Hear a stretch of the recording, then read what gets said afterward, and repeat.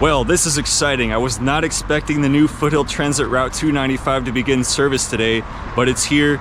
We're talking about the route that is connecting Mount SAC College, Cal Poly Pomona, and the new Metro A-Line station in San Dimas, which is opening this Friday. It is here. The documents I read said it wasn't going to open for another year or two, but that may have been assuming the procurement of those additional hydrogen buses from the TIRCP grant first. Either way, it makes way more sense for it to open the same week as the A-Line. Oh yeah, and I made a new squashy bus and got them done just for the occasion.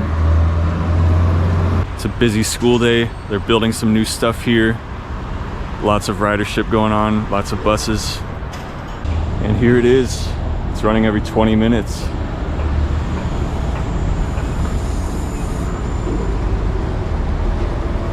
That one just went out of service, but here's the route. We're here. We're gonna go up to San Dimas.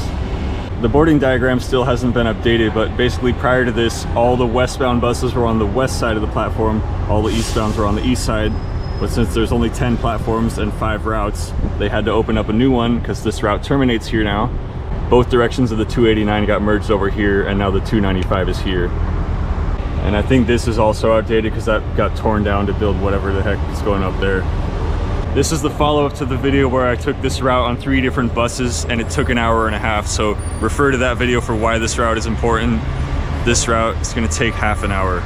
Though it is at the whims of the traffic on the 57, so we'll see how that pans out.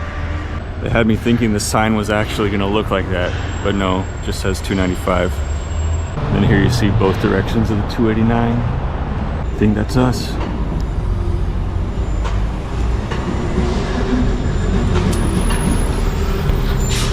You know, it's actually kind of a good thing they don't have the new hydrogen buses yet, because we get the comfy seats with the recline. We exit the Mount SAC Transit Center and start heading down Temple Avenue towards Cal Poly Pomona. The proximity of Mount SAC right up the street from Cal Poly Pomona is a huge source of ridership for Foothill Transit, so it's only logical to connect it to the A-Line extension. It makes the transit journey easier for students coming from as far south and west as Long Beach and LA, and as far east as San Bernardino thanks to the Metrolink connection with the A-Line in Pomona North. Alright, we'll see if anybody gets on at Cal Poly, otherwise I get this whole bus to myself the entire way.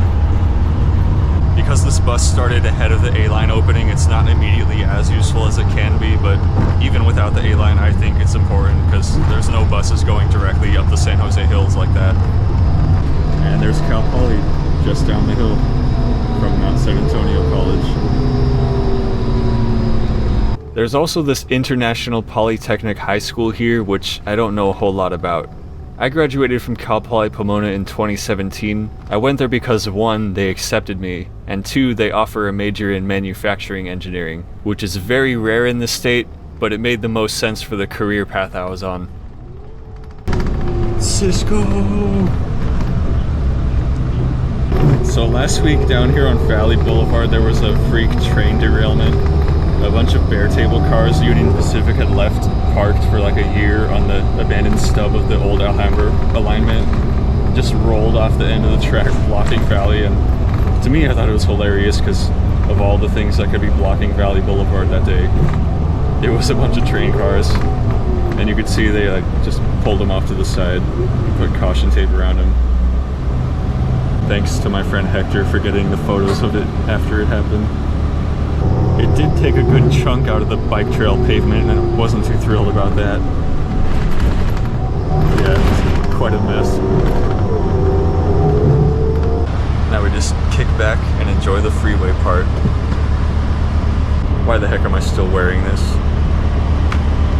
That part of the Alhambra sub got rerouted onto the LA sub, and then there's a cutoff over on the fields at Cal Poly. It was a big project to avoid the grade crossing at Temple because it was causing major traffic jams. The 195 and the 482 stop at a few stops on this street, but we just skip them because we are express. And then there's the freeway we're getting on. And we got a good view of Cal Poly. I noticed Cal Poly recently changed their logo again. When the iconic CLA building was demolished, they made it this blue octagon thing, but now it's the historic Kellogg Horse Stables. I like it, it's more true to the old colors. tracks the bare tables were parked on. And then there's Valley Boulevard again. And we're crossing this ridiculous junction with the 71 and the 10. With the new freeway-oriented college apartments. I'm glad I only had to live next to one freeway when I was at Cal Poly instead of 3. And we just entered the city of San Dimas. And the descent from the hills. So much faster than the 280. We exit at Arrow Highway, which puts us on Bonita Avenue eastbound. There's the A-line tracks.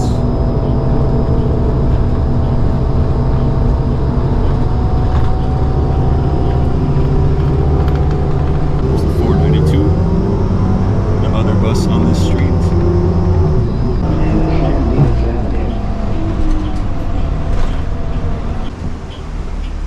Thank you.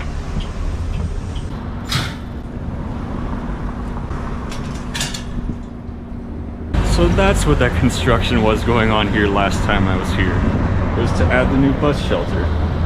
Squashy Bus, how did you like being on the front of a bike on the front of a bus? The bus stop's right there. The A-line station is right there. It's not exactly at the station like I thought it would be, but it's probably for the convenience of the bus drivers. Who called it? 20 minutes, just like I said. Or 23 if you count the walk. The 295 is probably going to take like 25 minutes end to end. Here it is. They're getting stuff ready for Friday when it opens. Nice. Hey, we get a test train.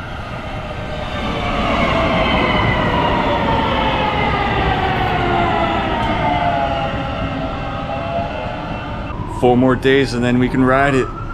Now I kind of almost thought that this was going to be the stop for the 295, but seeing how tight these corners are, it's like, nah, they're not going to drive a bus through there. Definitely just a car pickup. Nearest public bathrooms I could find is way the heck down here at Pioneer Park, which has a skate park. And of course views of the A-line viaduct.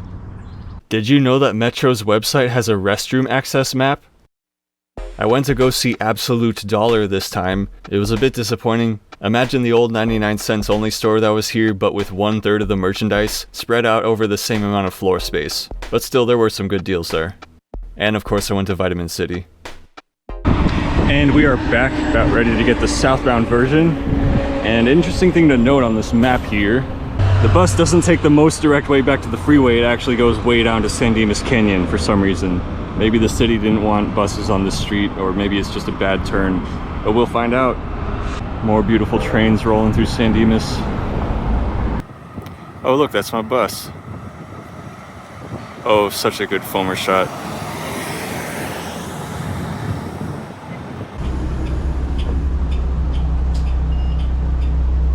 Squashy Bus gets to ride with me this time. It's too windy out there. And there's a street we're not turning on. And here's the street we are turning on. San Dimas Canyon. Across the A-line tracks.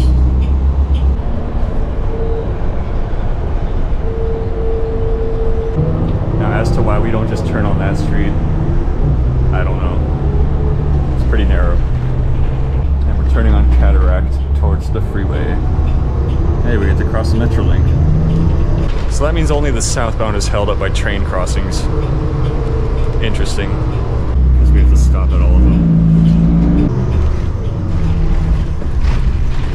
Back on the freeway.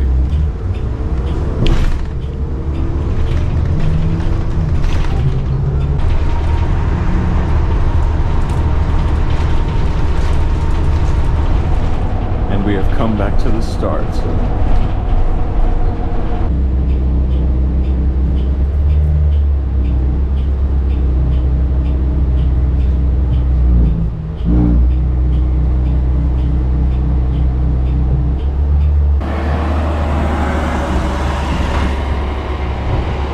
Well, I hope that route ends up being successful because I have the personal stake in it and that it makes it easier to get to Vitamin City Health Foods.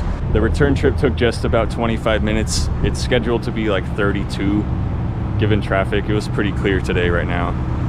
Now the initial schedule has it ending at 7 p.m. roughly, so I hope they extend that later.